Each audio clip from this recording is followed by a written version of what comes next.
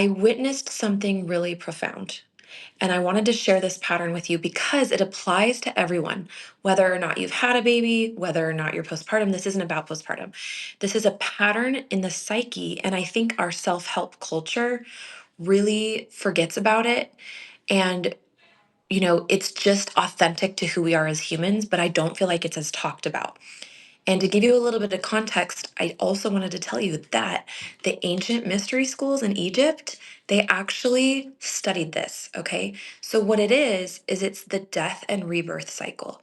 And so in our culture, and I know I grew up Mormon or LDS, and so I grew up with this very focused, progress oriented way about me. Like I always wanted to progress and become better and more like Jesus. That was the MO of being a Mormon. Mormon, get it? MO, mode of operation is funny.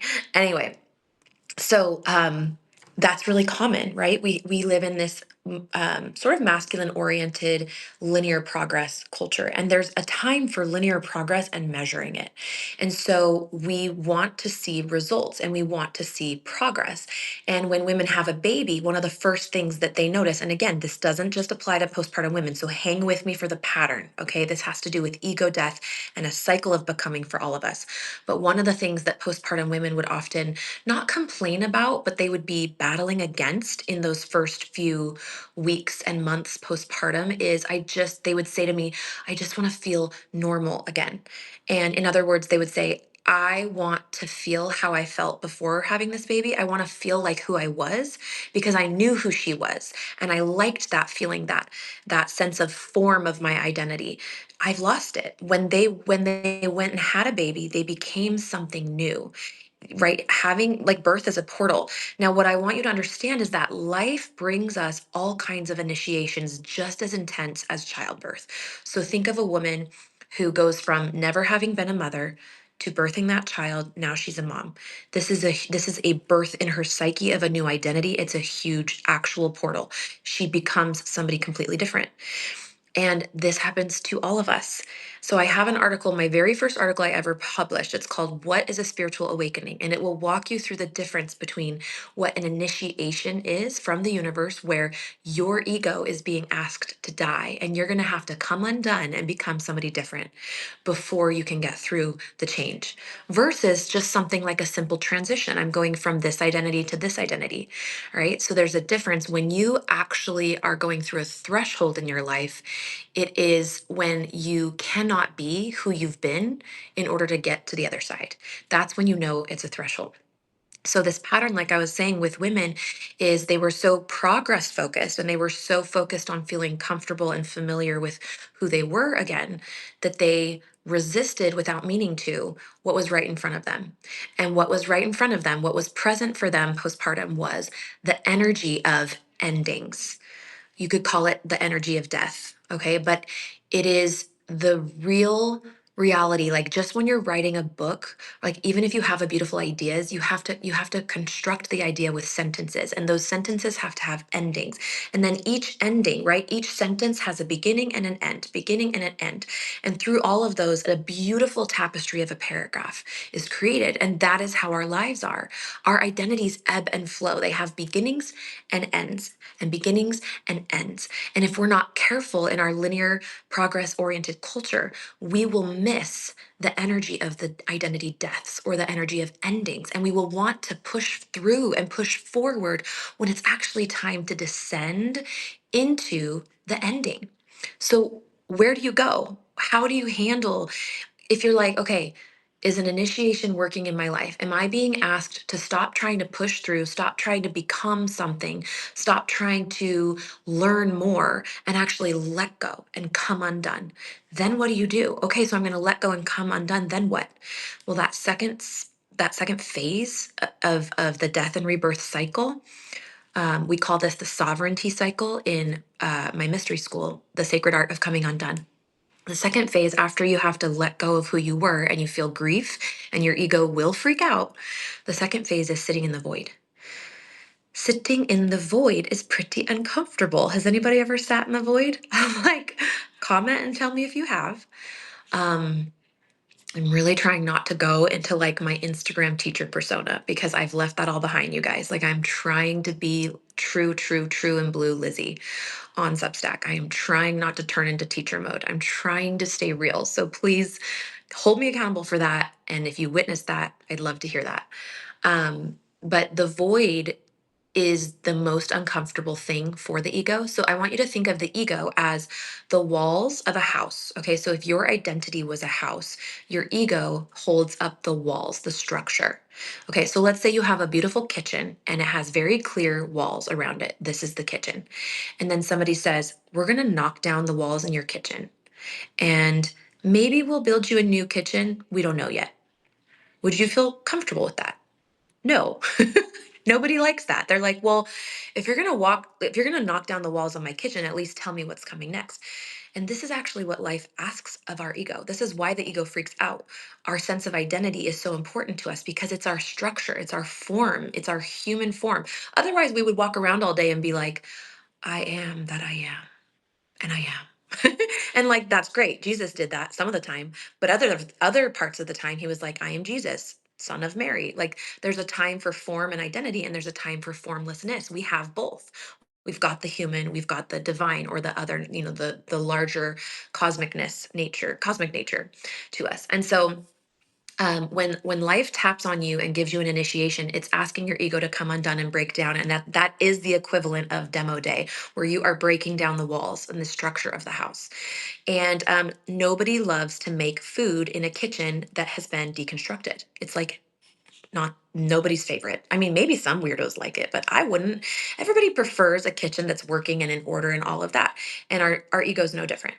But in order to have the renovated, beautiful kitchen that is better than you could have dreamed, and it has more spaciousness and more storage, and it's more beautiful, and all the things, we have to have the demo day and we have to live in the mess. And so I just don't want you to forget that. And that was the takeaway that I was really feeling like I wanted to share today is I watched women not only stop hating the rubble of their broken down identity of who they were before they had the baby. And I help people now in all kinds of life thresholds, not just postpartum. It could be divorce, it could be career transition, it could be honestly like a spiritual awakening of some kind or a health diagnosis.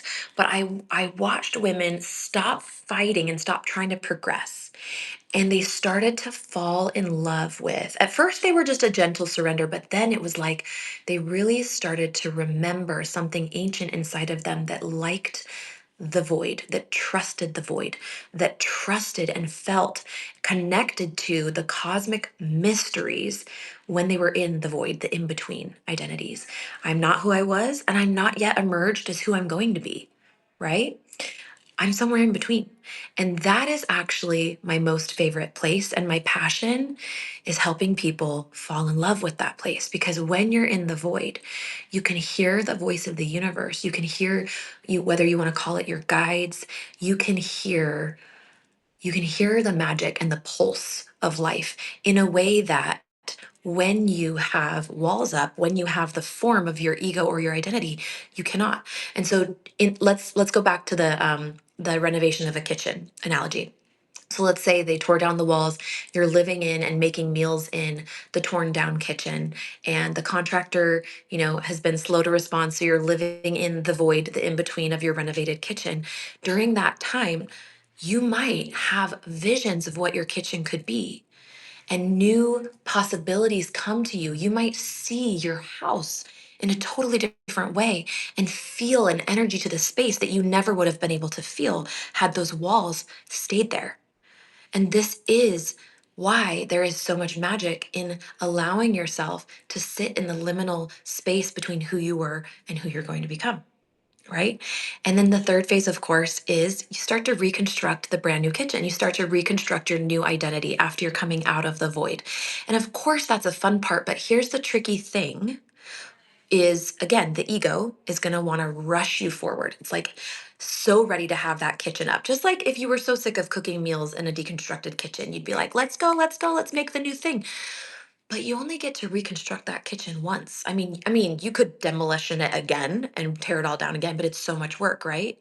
It's expensive, it takes energy and time. And so you want to be careful not to rush through it. You want to be intuitive and be listening to your instinct and maybe asking people for their thoughts. You want to be ear to the ground and really feeling the process when you're rebuilding that kitchen. It's the same thing when we're coming out of a liminal time of becoming, when we're coming out of being in our broken down identity and in that void space, we want to re-emerge slowly, gently, carefully, always listening, because that is how we are going to enter into a new state of consciousness. And that's why I love ego death, the whole cycle. The ancient Egyptians, they studied this. They initiated people into this cycle of death and rebirth in their ancient mystery schools, from what we understand and from what we know. And there's so much to still understand and know, even for me too. So I'm not proclaiming to be an expert or to know everything here. But one thing we do know is that I will end with this, okay? I will tell you that this has been the most profound thing I've learned about ancient Egypt, which is, of course, one of the most successful, long lasting, durable, and proliferous, all the amazing words, societies that's ever been on the face of the earth. And I personally believe that they ascended to parts, like levels of consciousness that would blow our minds and that are also our birthright as divine beings in human form. And one of the things, so in their creation myth, which a creation myth, every culture has had different creation myths, and it tells you so much about the deep wisdom and sort of like the foundation of consciousness of the culture. And so in the ancient Egyptian creation myth, they talked about the Bennu bird or the Banu bird, which was the precursor. The Greeks later turned it into the phoenix, which is a powerful bird. It's an archetype, but it's a powerful bird that then burns down into a pile of ashes and then re-emerges as a baby phoenix and grows. And so it has that death and rebirth cycle. So the ancient Egyptian creation myth started with the Banu bird, which when the world was formed on the first mound of land, the Banu bird was there and it called forth and spurred the creation, but the Banu bird held the death and rebirth mysteries. And so central to our life on earth and according to ancient Egypt, central to our relationship to being human and making meaning and having a journey on this earth is ego death, rebirth. They used to say in ancient Egypt that you haven't actually come alive earthside until you have died in your ego. So your physical birth was not considered the actual birth. What brought your soul all the way here was ego death, ego death, ego death. So as the ego dies and you sit in that formless void, when you emerge, and like re-emerge, I should say, just like the phoenix, you bring out of the void consciousness that wasn't accessible to you before, right? So just going back to that analogy to wrap up here, when you're renovating a kitchen and then you deconstruct it and then you re-renovate it, in the deconstruction phase you can see possibilities in a way that you couldn't in that formed kitchen. And you can dream and think and creatively imagine what you want your kitchen to look and feel like all that you want when it's there in form. But when it's formless, there's something about that that inspires us and it gives us access to new perspective. And it's like that, but 1,000 times richer when it comes to your identity coming undone, sitting in the void and reemerging. So if you think you might be in a phase of life where you are being called upon to have a full on ego death, because it's not always like our life's journey is not always as intense as a full on ego death. Sometimes it's just a simple transition. Sometimes it's just going through a hard time. So, again, I will put the article below. I will link it. The one it's the first article I ever wrote, and it's like, what is a spiritual awakening? And it will teach you the difference between how to recognize, according to me, right? I'm just one person on the internet, but I have some wisdom here. So, how to recognize when there's an initiation versus like just a hard time, when there's an awakening of consciousness trying to happen, which usually comes with death, void, rebirth, that cycle, versus it's something else. And so, I will put that here for you. But in the end, just if you find yourself frustrated or like really trying to get through whatever it is that you're going through, I want to invite you to listen and just wonder and be in curiosity with yourself. Is this actually an ending that instead of me needing to push through it, maybe I need to let go and descend into the place of the void and let there be a rebirth process that happens. Maybe I need to try that instead of continuing to push through, because that is something that the self-help culture will not let you know, especially on Instagram. Like I could not find it all of these years, and when I saw this pattern with postpartum women, I had to come to Substack and start writing long form content and really imbuing this ancient wisdom back to us. It's in us, right? It's in our consciousness. So in Threshold Keepers, let me just tell you, if this is resonant with you, you can go to thresholdkeepers.com. That is where we have our mystery school. But in Threshold Keepers, we do these guided journeys. I have an article on what's a guided journey. I'll put it below too, so you can check that out if you've never done one.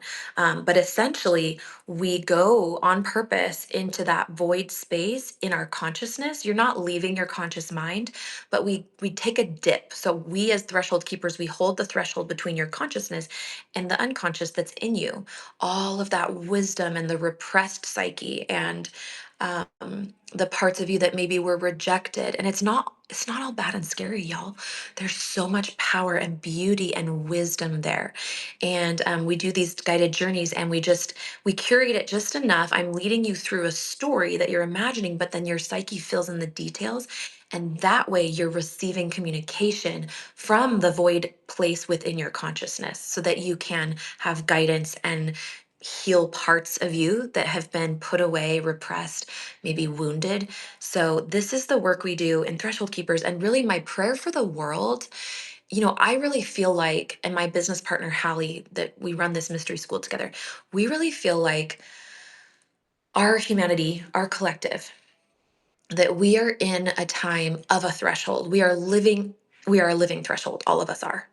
And so, as we remember, just like the ancient Egyptians did, as we remember how to go into ourselves and find that in between place and listen and receive from there and then come back out. And as we let that be how we do our self help, how we become as beings, that each time we go into that void, we are going to bring back and restore higher levels of consciousness than we had before. And that is evolution. And that is exactly what the medicine we need. We need those parts of our repressed consciousness that empire and systemic oppression have pushed under the surface. We need to bring them back out. And guided journeys is how we do that, following this death and rebirth cycle. So hopefully just me sharing this has sort of softened some of the soil of your consciousness and really allowed you to think about what that could be like. If you're already living according to this or like this in your own way, I'd love to hear about it. I'm always so inspired by like the witches and, just like the shamans and the people who are really living in this death and rebirth energy. If you feel afraid of some of this, like even the word death, I think for so many of us gives a little rattle to our bones. And so I honor that too. So anywhere that this hits with you, I'd love to hear it in the comments. And I'm sending so much love. Hopefully this was helpful. Let me know what you think. Okay, bye.